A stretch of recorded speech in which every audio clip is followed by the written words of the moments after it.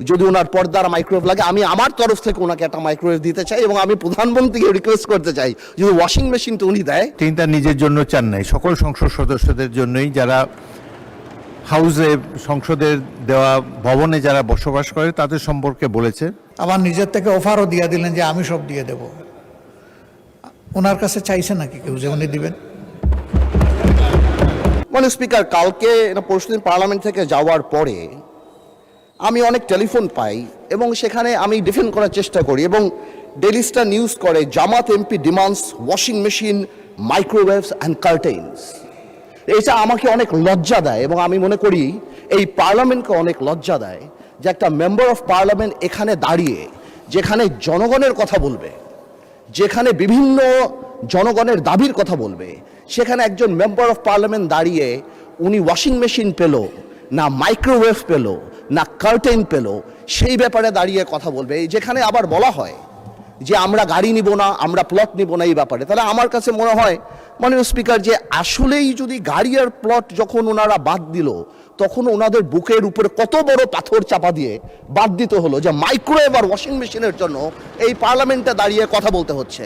মাননীয় স্পিকার, আমার মনে হচ্ছে যে এই স্ট্যান্ডার্ড আর স্ট্যাচার আমাদেরকে মেনটেন করা উচিত এবং আমি বলবো আমাদের মাননীয় যারা আছেন ওনাদেরকে, স্পেশালি আমাদের বিরোধী দল, এবং এটা কালকে হয়তো আমাদেরকেও বলতে পারে, আমি জেনারেলি এটা বলছি যে উই মাস্ট, আমি শেষ করছি আতঙ্কি যে আমি খুব সিরিয়াসলি বলছি। তারপরে যদি আমার ভাই যেহেতু কমেন্ট করেছেন উনি চান আমি ওনাকে এম্বারাস না করে আগামীতে যদি ওনার পর্দার মাইক্রোওয়েভ লাগে আমি আমার তরফ থেকে ওনাকে একটা মাইক্রোওয়েভ দিতে চাই এবং আমি প্রধানমন্ত্রীকে রিকোয়েস্ট করতে চাই যদি ওয়াশিং মেশিনটা উনি দেয়, এবং হোম মিনিস্টার থাকলে আমি বলতাম যে উনি পর্দাটা যদি কিনে দিয়ে ওনার সংসারটা আমরা গোছায় দিতে পারতাম, তারপরে যদি আমার পার্লামেন্টকে উনি এম্বারেস না করতো।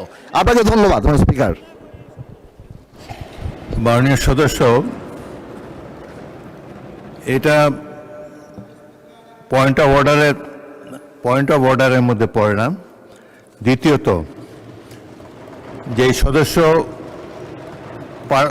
বাজেট সেশনের উপরে বক্তব্য রাখতে গিয়ে বলেছেন, বাজেট সেশন এমন একটি সেশন, বাজেট বক্তব্য এমন একটি বক্তব্য সেখানে অনেক বিষয়ে বক্তব্য রাখা যায় এবং তাছাড়া একজন সদস্য তার সুবিধা অসুবিধার কথা বলেছেন।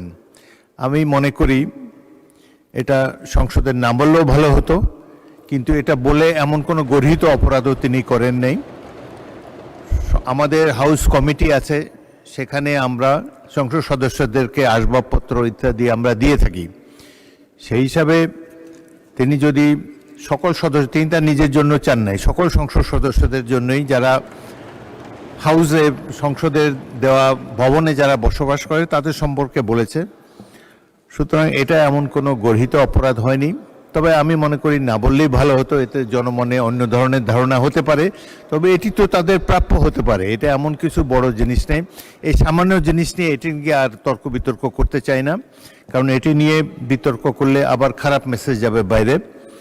তো ভবিষ্যতে বক্তব্য রাখার সময় আমরা সবাই কেয়ারফুল থাকবো। যেসব জিনিস পার্সোনালি আপনি যদি হাউস কমিটির চেয়ারম্যান আছেন, সদস্যরা যদি তাকে জানান, তারাই এটার সমাধান করতে পারবেন। মাননীয় বিরোধী দলের নেতা, এটা নিয়ে কোনো বিতর্ক হোক এটা আমি চাই না। আপনি অন্য কোনো বিষয় বললে বলেন, এটা সম্পর্কে আর শুনতে চাই না। এটা কথা, আরেকটি কথা আমি বলি আপনাদের কথা, আর যেভাবে আপনি একজন সদস্যকে অফার করেছেন তাকে দেবেন, এটাও তার জন্য একটি ডিসরেসপেক্টফুল মনে হতে পারে।